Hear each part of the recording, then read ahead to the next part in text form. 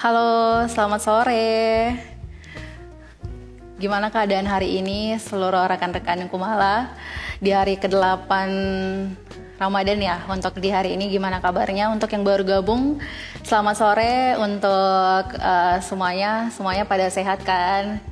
Pastinya harus sehat dong dan harus semangat karena setiap harinya kita harus jauh lebih semangat karena dengan semangat itu pastinya kita jadi segala sesuatu yang buruk-buruk itu bisa menjadi sesuatu yang baik. Nah, untuk hari ini sangat spesial sekali karena ada banyak sekali hal-hal baik yang akan Yeli share untuk Anda. Jadi untuk hari ini memang agak sedikit spesial karena untuk Anda mungkin yang bingung, kok makin hari ini saya jadi semakin ini ya, pengeluaran saya kok semakin membengkak padahal penghasilan saya lumayan besar. Padahal kan saya rasa saya udah pangkas banyak keinginan saya, lebih banyak mengalokasikan ke kebutuhan. Kenapa juga segalanya itu masih kayak gali lubang, tutup lubang, semuanya itu kayak masih tidak bisa terkendali masalah keuangan Anda. Tenang, karena hari ini dari Kumala Group itu akan memberikan tips dari Anda, spesial dari financial expert yang akan berbagi tips dan informasi yang lebih detail kepada Anda. Nah, sebelumnya saya ingin menyapa kepada Anda, terima kasih sudah bergabung di hari ini, spesial untuk Inspiring Friday. Jadi sekedar informasi, Inspiring Friday ini akan hadir setiap hari Jumat dengan tema yang berbeda-beda dan pastinya akan menginspirasi Anda setiap Jumat. Untuk Anda yang baru bergabung dengan Kumala Group, sedikit informasi untuk Anda. Kumala Group itu sebenarnya apa sih? Bergerak di bidang apa sih sebenarnya Kumala Group? Jadi Kumala Group ini adalah perusahaan yang bergerak di bidang otomotif, properti, trading, dan mining. Jadi banyak sekali brand partner dari Kumala Group ini. Salah satu yang terbesar 5 brand partner di bidang otomotif itu adalah Hino, Wuling, Honda, Mazda, kemudian Mercedes-Benz. Mungkin Anda salah satu yang sekarang sedang menggunakan merek-merek tersebut untuk di wilayah Indonesia Tengah dan Indonesia Timur. Nah, tanpa perlu berlama-lama lagi, seperti yang sudah Anda lihat kemarin bahwa Yeli udah posting beberapa juga bahwa akan ada spesial tamu kita untuk di Inspiring Friday hari ini adalah Ibu Betty Deanira selaku Financial Expert Halovina dan merupakan co-founder Indonesia Financial Educator Community, di mana akan memberikan informasi kepada Anda bagaimana sih sebenarnya caranya untuk kita bisa survive dan cara mengelola dengan strategi-strategi yang mumpuni untuk bagaimana bisa mengelola keuangan di tengah kondisi pandemi seperti ini. Baiklah, kita akan undang Ibu Betty. Halo. Halo, Halo. Bu. Selamat sore Bu Betty. Sore. Ya, siang. Oh, ya udah sore ya. Di Jakarta masih jam 4 sore ya, Bu. Oh iya, sudah sore, betul. Di Makassar Iya, ya? betul. Gimana kabar? Iya, di Makassar udah jam 5, udah mendekati buka puasa ini. Iya. Iya. Gimana kabar di sana, Bu? Jakarta agak-agak rame ya. PSBB kelihatannya juga beberapa titik masih rame. Makassar gimana? Aduh, Makassar juga gitu masih. Tapi meskipun ada beberapa titik yang masih ramai, tapi kalau warga Makassar lumayan disiplin di PSBB ini. Oke. Iya, semoga semua dapat disiplin ya. Iya, baik Bu. Ngomong-ngomong nih, kan sekarang ini udah sementara kondisi pandemi ini, sebenarnya yang perlu kita garis bawahi tentang kondisi keuangan kita di tengah pandemi ini apa sih? Kalau di tengah pandemi ataupun bukan pandemi sebenarnya sih sama ya, Mbak ya, gitu kan.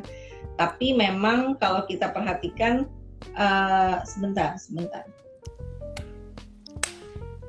saya minta 1 menit ya. Oh iya, mungkin untuk Anda rekan-rekan Kumala kalau misalnya punya pertanyaan itu boleh ya di kolom komentar, sekalian nanya juga. Mungkin Anda punya pertanyaan seputar gimana buat manage keuangan Anda, boleh untuk langsung di kolom komentar. Baik, Oke. silakan Bu. Iya, sebelumnya saya semua udah jelas banget ya. Saya khawatir sinyal atau apa semua bagus ya Bu Yeli ya. Iya, aman semuanya. Oke, Oke. keren. Oke. Sebenarnya mau pandemi ataupun mau tidak pandemi, Mm-mm, penataan tata kelola keuangan ini satu PR banget gitu kan. mm-mm, Yang mm-mm, pasti dengan ada pandemi ini beberapa hal yang tadinya contoh emergency fund ya, dana darurat, mungkin mm-mm, bagi yang sudah berkeluarga minim 6 bulan sampai 12 bulan kayaknya perlu ditambah. Itu mungkin mm-mm, hal yang cukup garis bawahi dari mm-mm. Impact sendiri, bahwa khusus untuk penataan dana darurat itu perlu, nggak cukup tuh 6 bulan sampai 12 bulan.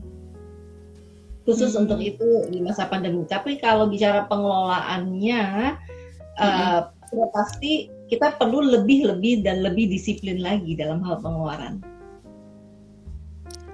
Sebenarnya kalau masalah disiplin ini, apakah kita harus bisa bedakan mana kebutuhan kita, mana keinginan kita? Karena sebenarnya antara kebutuhan dan keinginan itu jujur aja susah dibedakan sih. Kadang-kadang keinginan itu, ternyata, kebutuhan itu ternyata itu masuk dalam keinginan. Itu beda, kita bedakan eh, secara kasat mata itu apa sih, kayak perbedaan mana kebutuhan dan keinginan itu. Setuju banget. Antara kebutuhan dan keinginan tuh kadang-kadang bercampur aduk gitu kan. Bahkan Mm-mm, kita suka pakai satu video, kalau teman-teman cari di YouTube itu balonku gitu kan. mm-mm, Di situ ada kadang-kadang kita mengeluarkan pengeluaran, membayar sesuatu yang sebenarnya itu di awal-awal tuh keinginan, sampai akhirnya sesuatu yang sudah menjadi need atau kebutuhan kita tadi, kita udah nggak punya budget gitu. mm-mm. Jadi memang sekali setelah kita punya, diawali sih dengan punya pencatatan Bu Yeli. Bagaimana dengan ada pencatatan kita mampu melihat sebenarnya sebelum ini uang kita tuh kemana sih keluarnya gitu kan? Apakah lebih untuk gaya hidup dalam Mm-mm. tanda kutip tadi, atau jangan-jangan memang itu udah hal dasar kebutuhan hidup gitu kan? Nah, itu yang perlu kita pahamin banget, dan itu pasti dapat kita ketahui kalau kita punya pencatatan. Uang saya itu kemana aja, keinginan atau kebutuhan hidup. Gitu. Jadi memang kita harus punya pencatatan, itu yang paling penting ya. Untuk Penting banget. kalau misalnya untuk di sekarang ini kan pasti ada perbedaan di tengah pandemi maupun di antara di tengah pandemi dibanding hari-hari biasa. Nah itu kalau misalnya kita mau ngatur keuangan, basicnya itu perbedaan yang paling jelas itu di mana ya Bu? Kalau maksudnya basic keuangan di masa.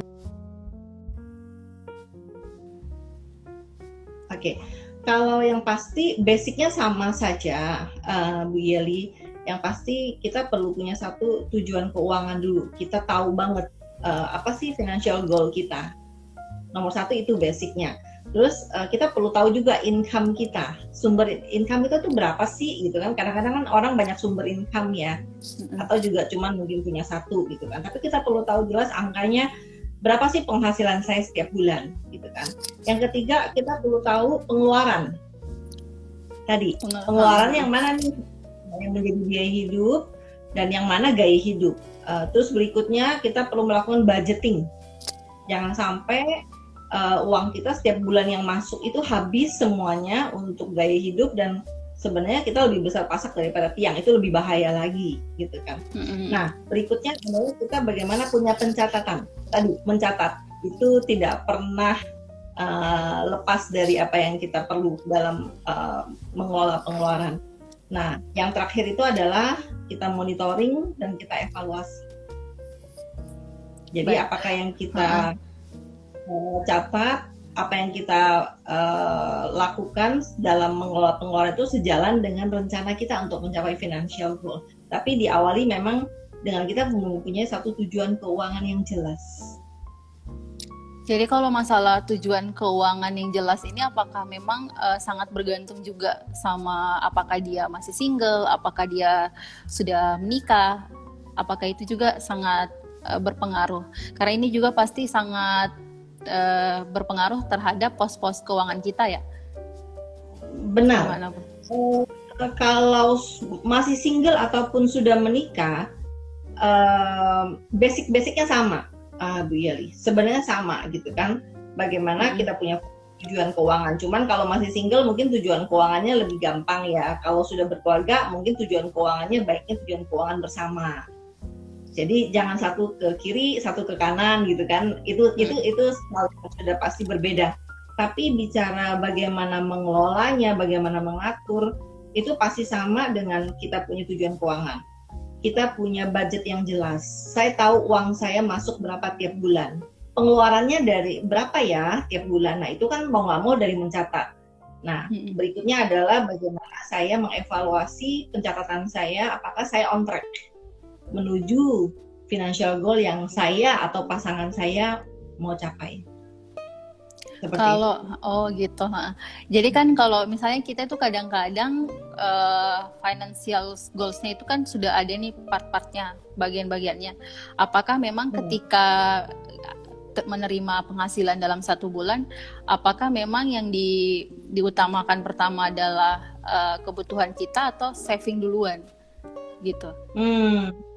Kalau dari efek Indonesia Financial Educator Community, kami punya prinsip punya pattern pola pengelolaan keuangan tuh dengan kata manual yang ideal. Diawali dengan pasti kita melakukan kewajiban kita membayar pajak kepada negara, itu satu. Gitu kan. Yang kedua kita membayar Tuhan, yaitu amal dalam bentuk asing keyakinannya. Nah, step ketiganya adalah bukan, kalau tadi kan mungkin investasi atau financial goal, enggak, itu justru ada 3 hal dasar yang paling penting kita miliki dulu adalah membayar negara, membayar Tuhan, dan persiapan emergency fund dulu. Ngomong-ngomong, karena udah ngomongin emergency fund, sebenarnya emergency fund itu seperti apa dan gimana sih pengelolaannya kalau mengenai emergency fund? Nah, kalau emergency fund itu mungkin bergerak kita dari definisi kita dulu, definisi emergency fund dulu ya, Bu Yelia. Jadi itu adalah dana yang dikhususkan teraktif dipakai kalau dalam kondisi mendesak di mana tidak sebelumnya. Jadi itu definisi emergency fund dulu. Satu dana yang ditempatkan terpisah dari rekening aktif, dipakai dalam kondisi mendesak, dan kondisi mendesak itu belum dianggarkan. Itu dulu. Nah, contoh yang mungkin sekarang banyak sekali terjadi di masa pandemi itu adalah banyak orang tiba-tiba kehilangan pekerjaan. Itu pertama. Atau banyak orang yang bisnisnya tadinya omsetnya oke, tiba-tiba drop. Nah, hal itu otomatis kadang-kadang kita juga nggak berharap dan jarang kejadian seperti ini terjadi, pandemi seperti ini kan Bu Yeli. Otomatis itu yang kita sebut dengan kondisi yang tidak kita harapkan terjadi, dan kita menggunakan dana darurat dalam kondisi kehilangan penghasilan.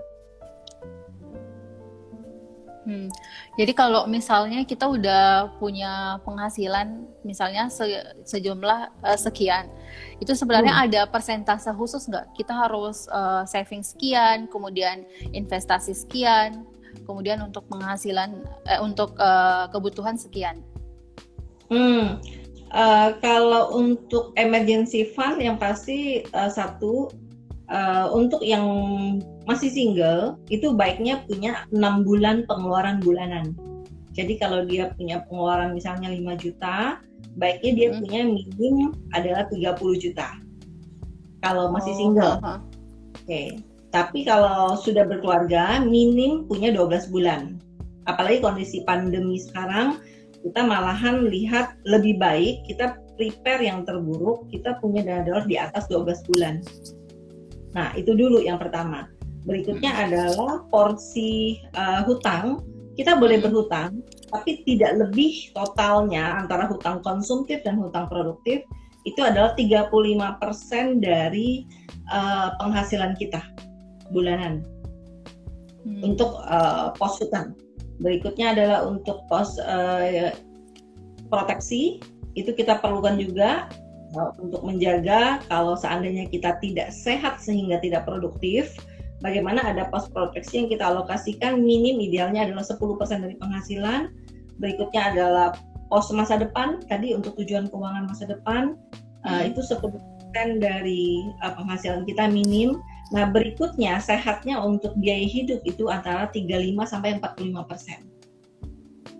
Semakin irit, semakin baik. Jadi konsepnya bukan kita biaya hidup di awal, tapi biaya hidup itu adalah kita menggunakan sisanya. Berarti berarti kita pos saving dulu, kemudian investasi, kalau sisanya di biaya hidup. Benar. Jadi kita hidup dari sisa. Oh. Gitu. Sisa maksudnya gini.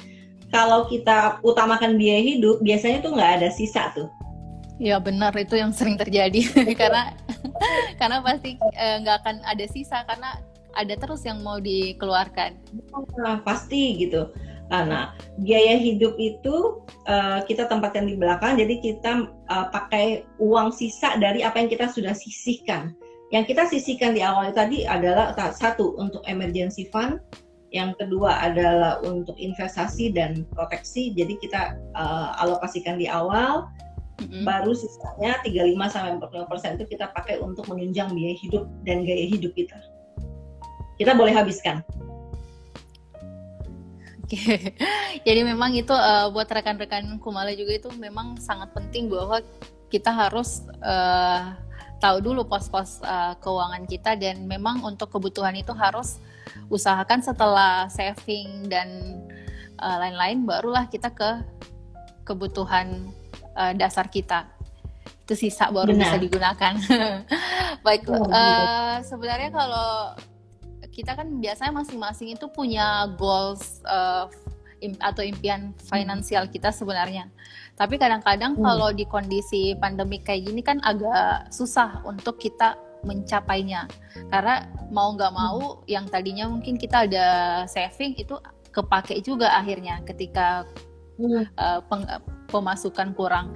Itu gimana ya strateginya biar meskipun di tengah pandemi ini kita bisa tetap lewatin ini dengan tetap mencapai goal finansial kita? Kalau boleh sharing, kebanyakan orang, jadi tadi kan paling penting satu kita punya financial goal, Bu Yeli. Betul. Tetapi banyak juga faktor yang perlu kita perhatikan sebelum kita memutuskan untuk mulai menyisihkan di pos tujuan keuangan tadi. Satu, apakah dana darurat saya sudah sehat? Banyak yang tidak punya dana darurat atau dana daruratnya ala kadarnya sudah bergerak setiap bulan tuh ngisinya tuh ke pos investasi. Nah, dalam kondisi seperti saat ini, kalau terjadi pemutusan hubungan pekerjaan atau bisnis lagi drop gitu kan, biasanya investasi itu jadi dicairkan walaupun sedang tidak untung.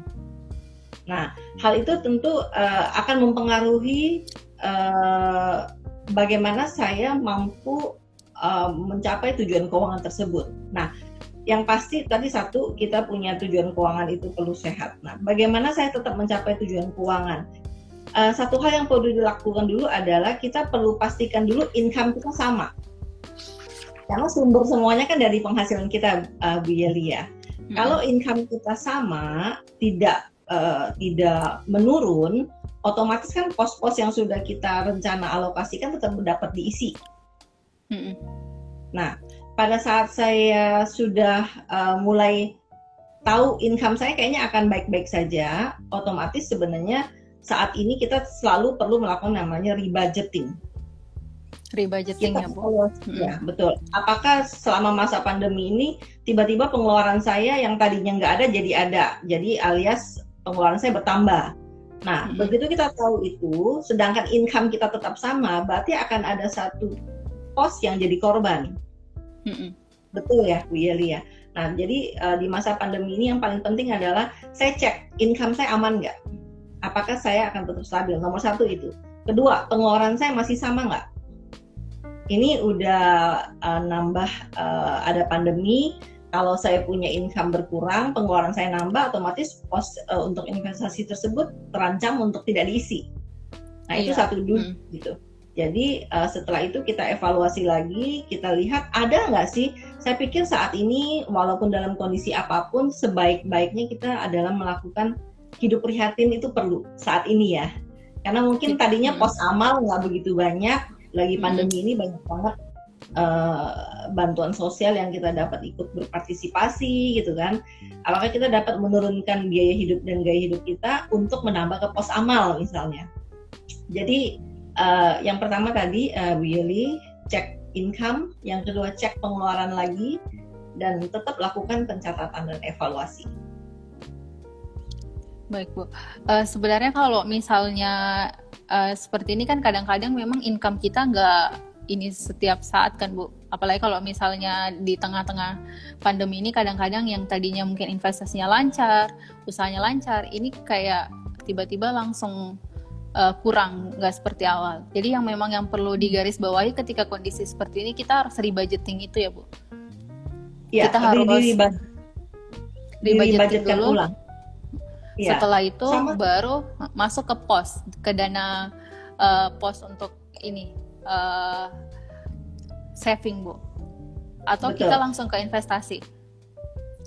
Saya tambahkan lagi sebelum tadi pertanyaan sebelumnya Bu Yeli, satu hal saya perlu tambahkan banget, sebaiknya setelah kita melihat peta pengeluaran kita, perlu kita tambahkan lagi dana darurat. Dana darurat itu perlu ditambah dulu. Dalam kondisi sekarang perlu punya lebih dari, kalau masih single 6 bulan itu perlu tambah, dan kalau sudah berkeluarga apalagi kalau boleh tambahkan lagi ke dana darurat, karena kita memang berharap pandemi ini cepat selesai, tapi tetap kita perlu prepare yang terburuk gitu kan. Jadi satu, dana darurat. Nah tadi pertanyaan yang Bu Yeli tanyakan, pos yang pasti, satu, kita kalau sudah dana daruratnya cukup, sudah dimiliki, kita boleh bergerak ke pos investasi, pos proteksi, dan biaya hidup. Jadi 3 pos pertama itu adalah tadi bayar pajak, yang kedua adalah kita bayar kita bayar, kan? Yang ketiga adalah dana darurat, yang keempat kita tetap harus bayar cicilan kalau ada. Tapi kalau ternyata cicilan kita lebih tinggi 35% dari kita punya penghasilan, itu menandakan bahwa kita sebenarnya belum dapat pindah ke pos investasi. Jadi kita perlu tahu nih, hutang kita lagi sehat nggak? Karena percuma kalau kita investasi, kan kita berharapkan ada profit dari investasi, kan pasti bicara profit gitu kan. Jangan sampai ada hutang juga yang terlalu tinggi, dengan bunga yang sangat tinggi, sehingga percuma invest di sini tapi bayar bunga hutang juga tinggi. Jadi hutang itu juga hati-hati, banyak sekali yang punya hutang yang kurang sehat. Nah, kalau itu investasi. Ini ada pertanyaan Bu dari Instagram. Ini tanya dari Taufikur Rahman, bertanya bahwa gimana sih caranya itu, ini dari tips dari Ibu dan tim dari Halovina, melihat kalau persentase ideal untuk saving dan investasi dari penghasilan yang pasangan muda. Maksudnya di sini persentasenya Bu, kira-kira antara saving dan investasi itu idealnya berapa persen dan kebutuhan? Mungkin kalau kalau saving pertama tadi kan ke emergency fund ya, Bu Yeli ya. Jadi sebenarnya persentasenya adalah kalau untuk pajak dan amal itu masing-masing, karena kan punya keyakinan masing-masing gitu kan. Tapi kalau bicara dana darurat, targetnya adalah kalau saya sudah punya angkanya yang aman buat saya atau keluarga saya, tadi 6 atau 12 bulan pengeluaran gitu kan, berarti saya pindah ke pos saving dan investasinya kan. Nah, minim investasi itu adalah 10% dari 10%. Betul, minim 10%. Tapi kalau proteksi juga minim 10%. Nah, setelah semua pos yang lain itu juga berjalan dengan baik, dana darurat sudah ada, hutang juga kita sehat, bertambahnya usia kita, angka minim 10% itu ditingkatkan lagi, Bu Yeli. Jadi contoh, sekarang saya mampu 10% nih investasi, tahun depan semuanya baik, semuanya berjalan dengan lancar, saya tambahin lagi investasinya, mencapai misalnya 15%. Cuman, kalau bicara persentase, yang paling penting satu juga, Bu Yeli, jangan saya berpikir saya sudah punya investasi, tujuan keuangan saya pasti saya capai nih. Kenapa? Kita perlu berhitung, apa sih yang saya mau capai, yang namanya tujuan keuangan itu apa, gitu kan. Contoh maunya apa, kuliah anak, atau dana.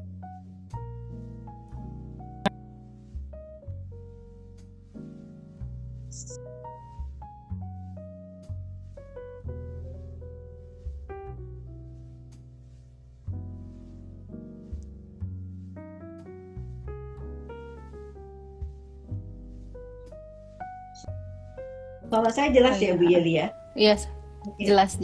Kalau saya sudah tahu tujuan keuangan saya secara jelas dan kapan saya mau capai, saya dapat, jadi Halovina tuh punya satu fitur namanya life plan gitu kan. Kita dapat hitung berapa sih angka yang saya mau capai, dan saya dapat tahu investasi seperti apa yang dapat memberikan saya profit untuk membantu saya mencapai tujuan keuangan tersebut. Jadi di awalnya kita perlu tahu dulu nih tujuan keuangannya apa, mau capainya kapan, terus kendaraan wadah yang untuk mengantar saya ke sana itu perlu kasih saya profit berapa persen nih, karena kalau contoh untuk tujuan keuangan pensiun atau dana pendidikan tadi kan ada inflasi, kita perlu hitung. Nah disitulah Halovina fitur life planner sangat keren gitu kan, dapat hitung berapa saya punya tujuan keuangan yang saya mau capai dan gimana cara capainya. Ngomong-ngomong masalah investasi Bu, kalau misalnya saya udah cukup nih untuk dana darurat dan lain-lain untuk kebutuhan dan mencoba untuk investasi, kira-kira kalau di masa pandemi ini investasi yang paling cocok seperti apa? Mau pandemi mau tidak, Bu Yeli, jawabannya sama. Kita punya 4 rumus kalau di efek gitu. Pertama, ketahui dulu target kita, tujuannya, itu pertama. Kedua, kita perlu tahu kapan saya mau pakai investasi ini, waktunya kapan. Yang ketiga adalah saya perlu kenali profil saya sendiri, profil investasi saya. Kira-kira saya ini profil resikonya apa sih? Apakah saya tipe yang agresif atau saya tipe konservatif atau moderat gitu kan? Nah, di antara semuanya itu adalah saya perlu mencari wadah yang keempat, adalah wadah yang saya pahamin. Kira-kira untuk tipe profil seperti saya, cocoknya investasinya apa? Jadi kalau pertanyaan apa sih investasi yang cocok saat ini, mau pandemi ataupun lagi kondisi normal, investasi yang cocok itu adalah investasi yang kita sangat pahami. Jadi kalau bicara investasi tapi kita nggak paham, atau mungkin banyaknya orang kita terjebak yang namanya ikut-ikutan, siap-siap. Siap-siap uang kita bukan jadi investasi, uang kita malahan jadinya judi. Iya sih, karena biasanya kita ngikut teman, karena teman bilang ini bagusnya investasi ini, kita ikut aja. Padahal kan kita kurang paham namanya investasi. Tapi ngomong-ngomong, kalau misalnya kita milih investasi emas gitu, itu cukup aman atau gimana? Emas pasti lebih aman karena dia punya ROI, return investasinya juga. Kalau kita bandingkan dengan saham, dengan reksadana, tidak setinggi itu profit yang ditawarkan, betul ya Bu Yeli. Nah, kalau kita pahami investasi, semuanya itu sejalan sebenarnya, berbeda-beda. Contoh, kalau ditawarkan return yang tinggi, resikonya juga tinggi. Tapi kalau ditawarkan returnnya yang mungkin menengah, resikonya juga menengah. Simpelnya seperti itu. Nah, emas sebenarnya kalau orang, untuk beberapa yang sudah belajar investasi, emas itu kita tidak masukkan, jadi dia ada di abu-abu antara investasi dan saving. Jadi sebenarnya nggak Iya. pure investasi. Kenapa? Karena sebenarnya kalau kita lihat pergerakan emas sama contoh yang paling high risk itu kan contoh saham ya, gitu. Nah itu sangat berbeda ROI-nya gitu kan. Jadi apakah emas cocok untuk investasi buat orang yang belum ngerti hal instrumen yang lain? Ya, emas lebih tenang daripada saya nggak ngerti saham karena dengar untungnya menggiurkan, saya ikut saham. Oh, sudah pasti, mending emas dulu deh, diemin aja gitu kan. Nah, tapi kalau dari efek kami, emas itu lebih kami tempatkan sebagai emergency fund untuk dana Emergency fund darurat. untuk Betul. dana darurat. Ya, bukan untuk mencapai tujuan keuangan. Jadi memang garis besar ketika kita ingin investasi kita harus kenali dulu ya Bu, seperti apa yang sesuai dengan apa yang kita ngerti, karena jangan sampai kita malah ikut-ikutan, malah inginnya investasi malah jadinya rugi. Benar, Gitu. benar. Belajar, kata kuncinya sih memang kita belajar untuk paham dulu. Jadi investasikan waktu untuk kita belajar dulu investasi mana yang cocok untuk karakter seperti saya. Kenali profil risiko kita sendiri. Baik Bu, ngomong-ngomong Bu, kalau misalnya di tengah pandemi ini, ketika misalnya saya udah punya cukup dana juga untuk di saving dan lain-lain, dan pengen nambah mobil lagi nih rencana di tengah pandemi ini kira-kira gimana? Apa sah-sah aja di saat-saat seperti ini? Sudah pasti sah-sah aja ya Bu Yeli ya. Kenapa? Sekarang apalagi physical distancing ya, gitu kan. Kadang-kadang itu juga sudah jadi kebutuhan karena kan kesehatan kita juga penting Bu Yeli. Cuman kembali lagi, apapun sah Bu Yeli kalau kita yakin ke depannya kita nggak akan ada kesulitan dengan keputusan yang kita ambil. Maksudnya apa? Mau beli tunai atau nyicil nih misalnya. Kalau nyicil kan mungkin Kumala punya promo-promo lah ya yang pasti menarik gitu kan. Nah, jenis-jenis cicilan mana yang sesuai dengan kondisi keuangan saya saat ini? Kuncinya adalah kalau kendaraan tersebut dipakai hanya untuk misalnya saya belanja ke pasar, otomatis itu akan menjadi hutang konsumtif. Hutang konsumtif tidak boleh lebih dari 15%. Jadi kalau saya mau nyicil kendaraan untuk antar saya ke pasar sama supermarket doang, berarti cicilannya 15% dari saya punya penghasilan nih. Tetapi kalau ternyata kendaraan ini untuk jadiin saya nambah income, itu kan mungkin aja jadi antara dua nih, mau saya namakan konsumtif atau produktif. Nah, itu totalnya tetap semua hutang tidak boleh lebih dari 35% kita punya penghasilan bulanan. Jadi intinya memang kita harus cari, yang penting intinya sebenarnya sah-sah aja sih sebenarnya ya. Yang penting kita harus tahu dulu sumber penghasilan kita dan pos-pos saving itu apa udah cukup atau belum.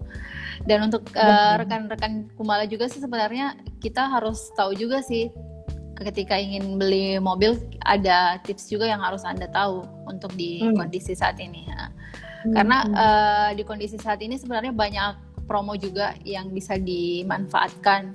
Karena saat ini untuk Kumala Group aja kita ada banyak sekali promo di mana kita ada promo itu sampai gratis hingga 4 kali angsuran, kemudian gratis servis sampai 5 tahun. Jadi intinya tinggal isi bensin aja udah bisa pakai mobil aja. Kemudian banyak hadiah dan ada juga pembayaran yang bisa dicicil dengan bunga hanya pembayaran DP dengan bunga hanya 0%. Seperti itu sih. Jadi memang intinya ya Bu ya, kita harus kenali dulu kebutuhan kita dan pemasukan kita, karena kadang-kadang kita hanya kenali kebutuhan tapi nggak kenali pemasukan kita ya Bu. Ya betul. Saking masuk selama ini jadi dilupakan kali ya. Iya. Jadi Bu, untuk kan udah banyak tuh tadi dijelasin. Jadi kayak kalau misalnya kita sebagai orang awam ini kan kayak bingung juga sih, kayak mau pengaturan keuangan ini itu apakah ada fitur nggak di Halovina gitu untuk memudahkan pengaturan keuangan seperti ini, biar kayak tinggal masukkan ini udah ketahuan, oh saya perlu saving segini, saya mau pakai beli mobil, goal saya untuk beli mobil ini itu udah tahu harus saving berapa gitu. Kalau untuk contoh tujuan keuangan kita, yang pasti fitur paling menarik itu di Halovina ada life plan yang tadi saya sebut. Gitu. Jadi di situ ada perhitungan, cara menghitung untuk saya, membantu saya mencapai tujuan yang saya mau, dan juga bagaimana bentuk cicilan yang saya sanggup, gitu kan, itu semua nanti akan dihitung di situ. Jadi kalau dari Halovina, fitur yang paling menarik itu adalah life plan yang tadi saya maksud. Kita dapat terbantu banget dengan akses ke life plan tersebut dari Halovina. Di download, dan kebetulan banget untuk aplikasi, kalau kita download hari ini Halovina sekarang, kita dapat kode referral gratis emas 28, itu dapat free emas 50.000 karena iya, Mas. Betul kan, kerja sama Kumala dan Halovina. Jadi coba download dengan kode referralnya gratis emas 28, nah nanti akan dapat emas gratis 50.000. Ya, jadi tunggu apa lagi rekan-rekan Kumala. Untuk Anda mungkin yang tadi kan bingung juga, saya juga sebenarnya bingung juga kalau misalnya orang awam mau ngatur keuangan A, B, ternyata ada fitur yang sangat membantu di Halovina. Jadi silahkan langsung download aja Halovina mungkin di iOS atau untuk Anda yang gunakan iOS atau Android, itu silahkan untuk ke App Store masing-masing. Kemudian gunakan kode referral gratis emas 28, Anda langsung dapatkan gratis emas 50.000. Jadi untuk tips-tips nih, Bu, untuk karyawan yang single dan yang sudah menikah, apa saja sih sebenarnya yang harus dialokasikan, terutama yang sudah menikah dan yang single? Kalau tips itu mungkin lebih, saya pengennya banyak banget nih yang mau disampaikan Bu Yeli, cuman mungkin gini aja. Kalau dari efek, kita setuju bahwa sebenarnya tidak ada manusia yang kekurangan. Yang ada adalah kita tidak mau mencukupkan dari yang ada, yang sekarang kita miliki kita nggak mau cukupin, jadi kita selalu ngerasanya kurang, gitu kan? Atau yang kedua, kita tidak berusaha lebih maksimal aja, gitu. Nah, kondisi pandemi begini semuanya perlu ekstra, Bu Yeli, ekstra disiplin dalam mengelola pengeluaran, ekstra bekerja juga lebih bertanggung jawab, lebih disiplin, gitu kan? Semuanya perlu sangat kita ekstra jaga, gitu kan? Nah, yang kedua, setiap orang sebenarnya itu diciptakan untuk menjadi bendahara yang bertanggung jawab. Bendahara dalam arti dalam hal mengelola rezeki yang sudah diberikan kepada kita. Gitu. Saat kita sudah mampu menjadi bendahara yang baik dan bertanggung jawab, saat itulah sebenarnya rezeki kita akan ditambahkan.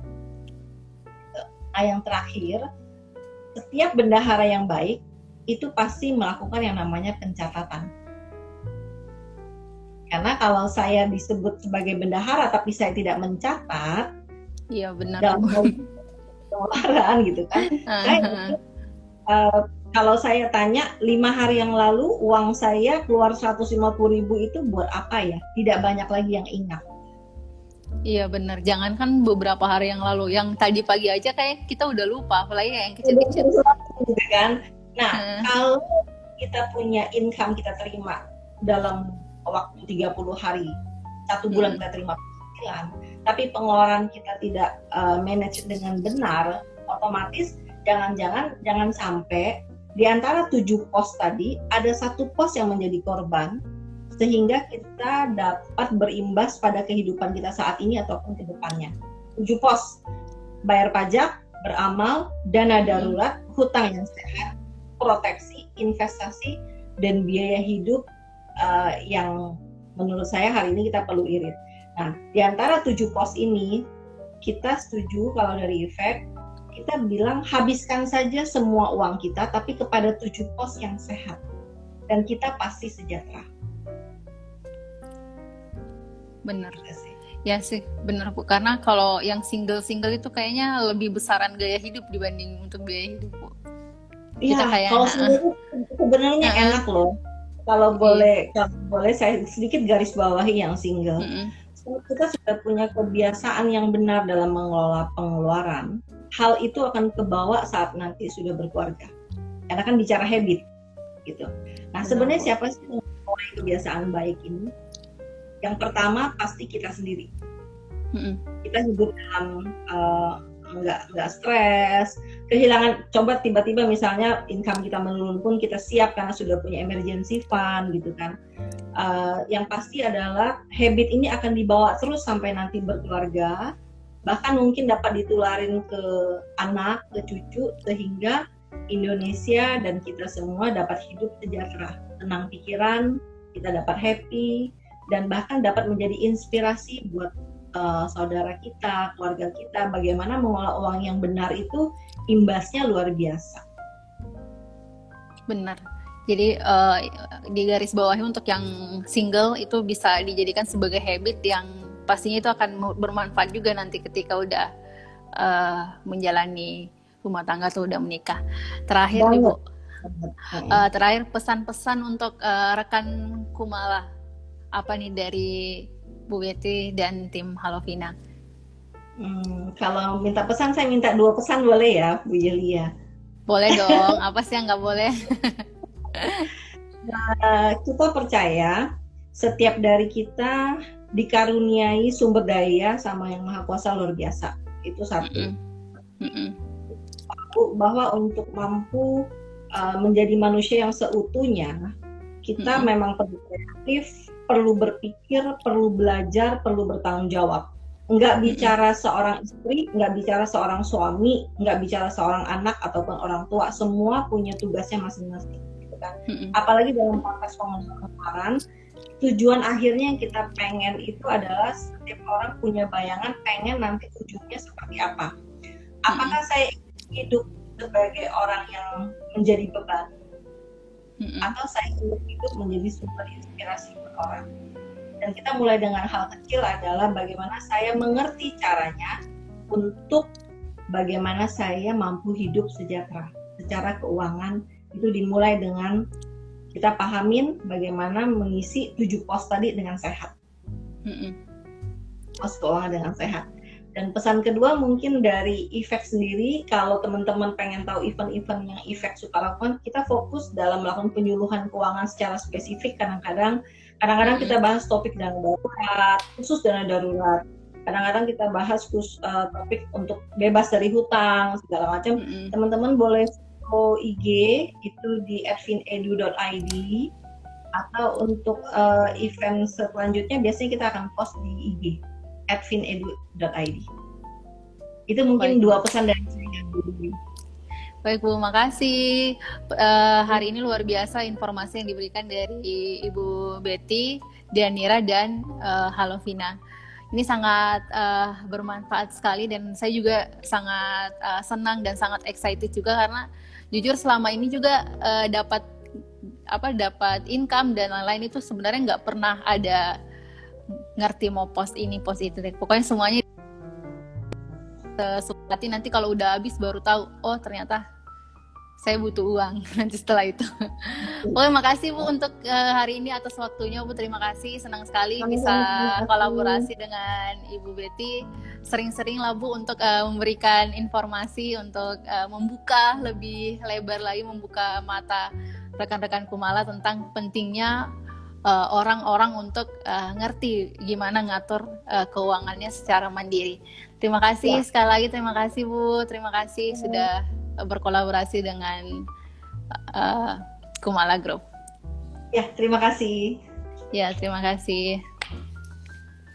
Baik, untuk teman-teman, untuk rekan-rekan Kumala, jadi untuk Anda mungkin yang masih ingin tahu lebih banyak sih informasi tentang keuangan, Anda bisa langsung aja ke Instagram finedu.id atau bisa langsung juga ke Instagram dari halovina.id. Anda bisa ke sana aja mungkin untuk bisa lebih jelas dan lebih ngerti juga tentang dunia keuangan dan literasi keuangan. Nah, untuk Anda juga mungkin rekan-rekan Kumala yang punya hasrat untuk membeli mobil tapi takut Anda tidak perlu takut ketika Anda punya cukup dana, punya pos dana yang cukup, karena sebenarnya semua sah-sah aja. Yang penting Anda harus perhatikan 3 tips berikut ini. Yang pertama, Anda harus cari tahu dulu promonya. Karena jarang-jarang juga sebenarnya promo diberikan seringan ini dan semenguntungkan ini. Jadi untuk di Kumala Group aja itu Anda ada banyak sekali promo yang diberikan untuk Anda spesial untuk di bulan ini, yaitu ada gratis hingga 4 kali angsuran, kemudian gratis servis sampai 3 hingga 5 tahun. Pokoknya Anda tinggal isi bensin aja lah, taunya gitulah. Kemudian banyak hadiah.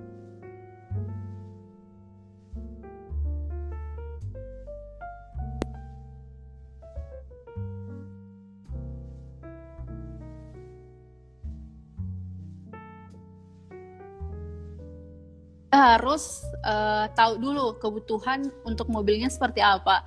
Jadi jangan sampai yang seperti dibilang tadi bahwa Anda cuma mau beli mobil buat ke pasar gitu. Padahal kan sebenarnya Anda harus tahu dulu apakah beli mobilnya itu untuk keperluan keluarga kah ataukah untuk bisnis kah. Jadi Anda harus tahu dulu, karena untuk usaha pun sebenarnya di saat ini ada juga beberapa usaha yang sedang berkembang. Kemudian tips yang ketiga, Anda harus tahu juga bagaimana sih sebenarnya fitur mobil yang cocok sesuai dengan kebutuhan Anda. Nah, kalau misalnya Anda yang suka dengan fitur-fitur yang keren-keren, yang misalnya memudahkan Anda ketika berkendara, itu bisa, karena ada banyak sekali fitur-fitur di mobil, terutama yang di brand-brand di bawah Kumala Group yang memiliki fitur-fitur canggih yang bisa Anda sesuai dengan kebutuhan Anda. Nah, terima kasih untuk hari ini rekan-rekan Kumala udah bergabung dalam Inspiring Friday. Setiap Jumatnya itu akan ada tema yang berbeda-beda yang pastinya juga sangat menginspirasi Anda dan menambah wawasan, karena di setiap minggunya itu Inspiring Friday akan hadir dengan tema yang berbeda-beda, tentunya dengan narasumber yang berbeda-beda pula. Terima kasih untuk hari ini Anda udah ikut bergabung bersama kami. Tentunya semoga Anda dalam keadaan sehat, selalu semangat, yang pastinya ingat bahwa selalu mengatur keuangan Anda sesuai dengan pos-posnya. Yang utama adalah saving dulu, kemudian investasi, setelah itu adalah untuk kebutuhan Anda. Sampai jumpa untuk di hari Jumat depan. Pokoknya harus pantengin terus Inspiring Friday. Selamat menunggu buka puasa ya untuk Anda yang menjalankan ibadah puasa. Sampai jumpa. Terima kasih.